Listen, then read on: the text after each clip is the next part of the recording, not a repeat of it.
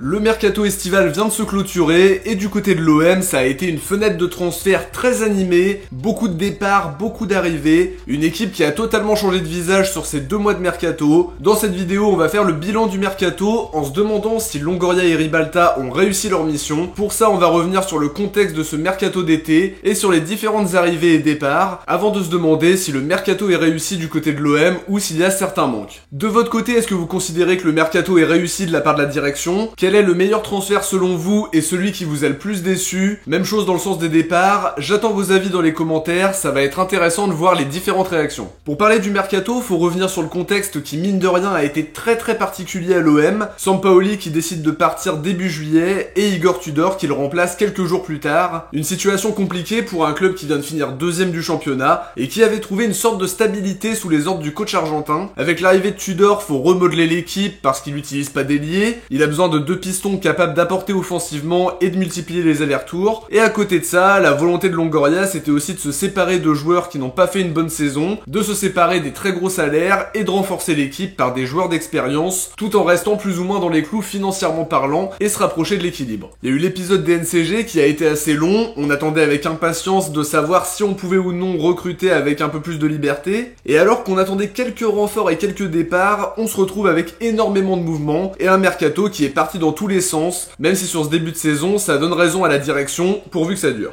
Au rang des arrivées, on avait déjà l'officialisation de Gigot au mercato d'hiver, mais il avait terminé la saison avec le Spartak. D'après Transfermarkt, c'est un transfert de 500 000 €, et pour le coup, il a débuté la saison comme titulaire, un joueur qui n'a pas tout bien fait, mais qui a montré de bonnes choses depuis son arrivée quand même, a confirmé par la suite, mais l'investissement n'est pas hyper risqué quoi qu'il arrive, il est autour de 160 000 € mensuels, ça reste assez correct. Chancel Mbemba est arrivé libre, pour le moment il est très bon, très régulier comme axial droit, c'est le défenseur que j'ai trouvé le plus performant sur ce mois d'août, il dégage de la sérénité, et clairement ça a tout de la bonne pioche, un vrai leader qui fait le boulot comme il faut. Sur le salaire on n'a pas d'infos précises et sur la prime à la signature non plus, mais attirer librement un joueur de son calibre c'était pas si évident. Pour apporter de la qualité et de l'expérience derrière, on a fait signer Bailly en fin de mercato, un prêt avec option d'achat obligatoire de 6 millions € qui sera levé si l'OM se qualifie en LDC ou s'il joue plus de 50% des matchs, une clause qui permet au club de se protéger puisqu'il avait enchaîné les pépins physiques depuis pas mal d'années à United. On l'a vu sur 2 matchs pour le moment, je trouve qu'il a très bien débuté, une entrée à Nice qui était très bonne et un match contre Clermont où il a été très serein dans les duels aériens, dans la relance mais aussi dans les duels au sol. Sur le plan salarial, l'OM prend en charge la totalité de son salaire qui est d'environ 5 millions € par an. Verretou lui a été annoncé pendant tout le mercato comme une cible potentielle de l'OM au milieu de toutes les autres rumeurs. Il s'est finalement engagé à l'OM pour 11 millions et 4 millions 5 en bonus. En termes de salaire, il est aux alentours de 3 millions € par an. Sur le plan sportif, il a débuté comme titulaire à plusieurs reprises et il prend ses marques petit à petit dans cette équipe marseillaise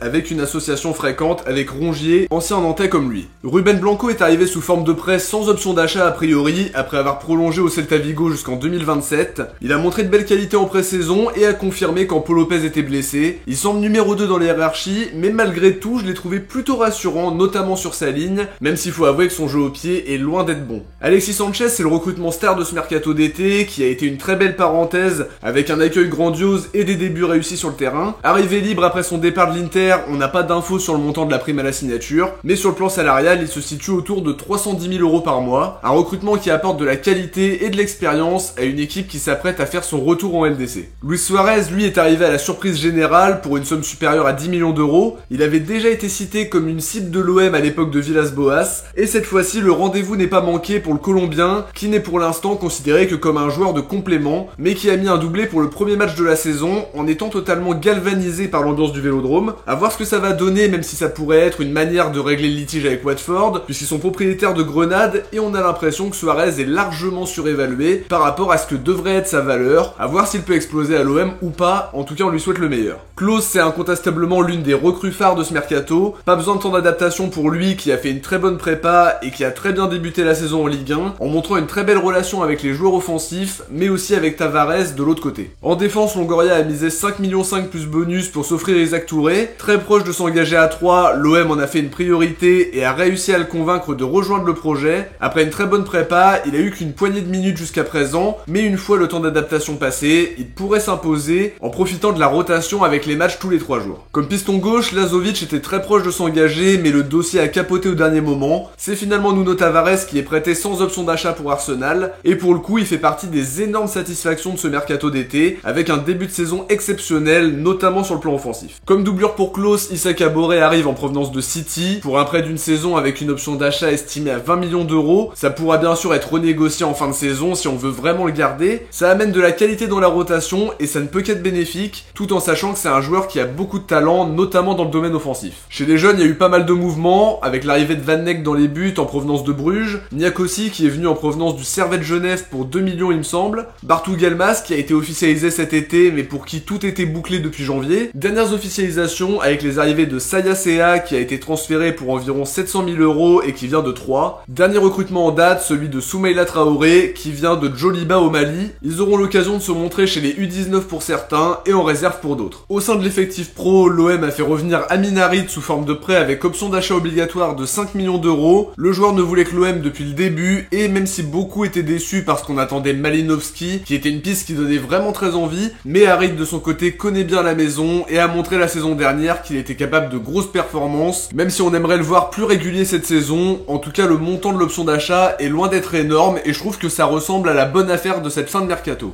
Au niveau des départs, Mandanda a été libéré pour service rendu et pour retrouver une place de titulaire avec Rennes. Une économie de salaire puisqu'il touchait 260 000 euros par mois et que Blanco, son remplaçant numérique, est à 90 000. Milik est parti à la Juve, il était aux alentours de 400 000 euros, donc c'est aussi une belle économie pour la masse salariale, près de 2 millions d'euros et 7 millions en option d'achat si je dis pas de bêtises. Un transfert qui s'est enfin concrétisé puisqu'on l'annonçait dans le viseur de la Juve depuis son arrivée. À côté de ça, Lirola est aussi parti cet été, une des grosses priorités de l'été dernier qui paye sa saison ratée et son hygiène de vie plus que questionnable. Prêté à Elche qui semble être un club ami, en nous ayant aidé sur le dossier Benedetto par exemple, l'option d'achat s'élève à 8 millions d'euros, donc c'est pas forcément exclu de le revoir l'été prochain s'il flop. Conrad est parti à l'Olympiakos avec une option d'achat de 4 millions d'euros d'après les médias grecs. Alvaro a résilié son contrat, ça libère plus de 2 millions pour la masse salariale, même si évidemment on a dû lui verser une belle partie. Le joueur était totalement écarté depuis plusieurs mois et a depuis retrouvé un club à Al Nasser. À ma vie, on en a longuement parlé dans les derniers actus OM, mais il a été prêté pour une saison sans option d'achat à Retafe, et probablement qu'on paye une partie importante de son salaire. Luan Pérez est lui parti à la surprise générale, un transfert de 5 millions à Fenerbahçe,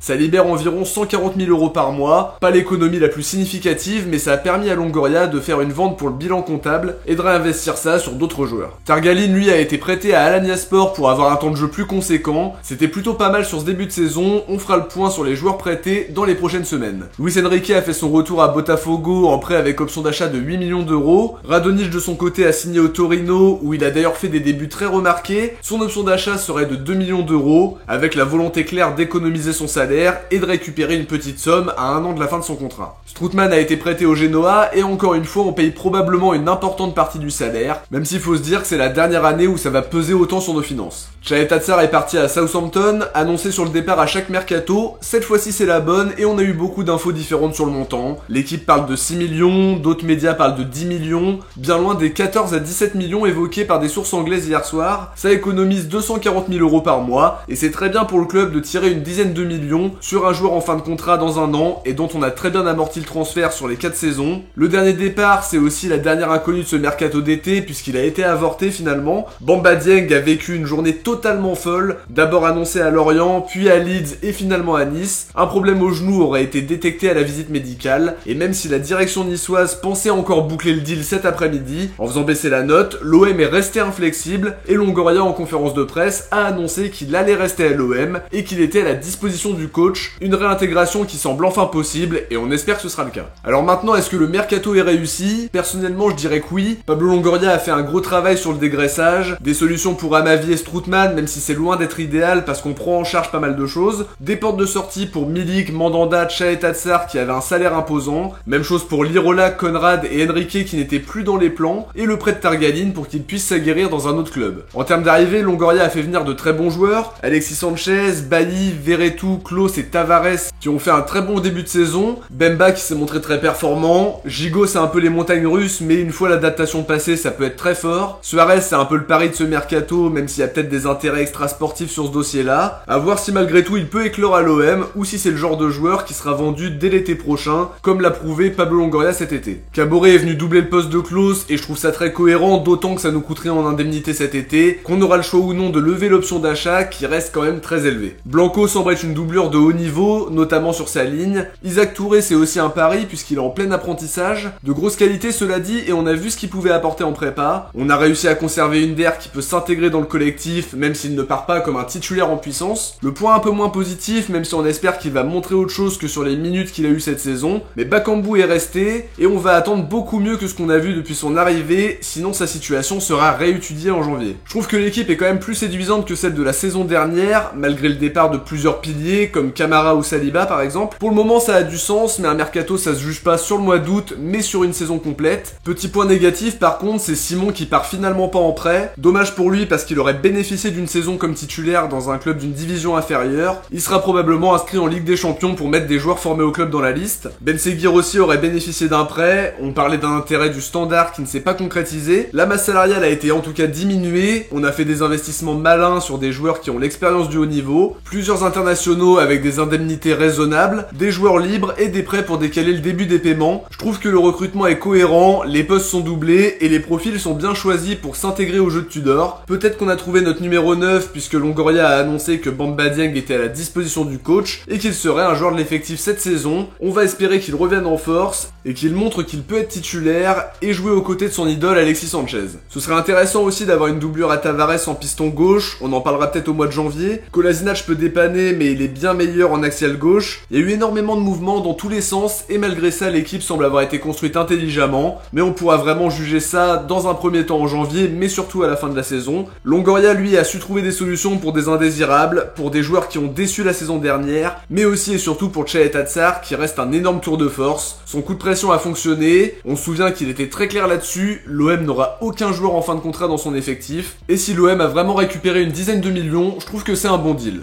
De notre côté les amis, on arrive à la fin de ce bilan mercato, j'espère que ça vous a plu. En tout cas de mon côté, j'ai pris énormément de plaisir à suivre le mercato avec vous, d'autant plus que c'était très animé cet été. Merci d'avoir été aussi nombreux à regarder les vidéos, ça continue sur la chaîne pendant toute la saison, avec les débriefs, les avant-matchs, les vidéos actu, les vidéos histoire. Ça va s'enchaîner assez vite, alors n'hésitez pas à vous abonner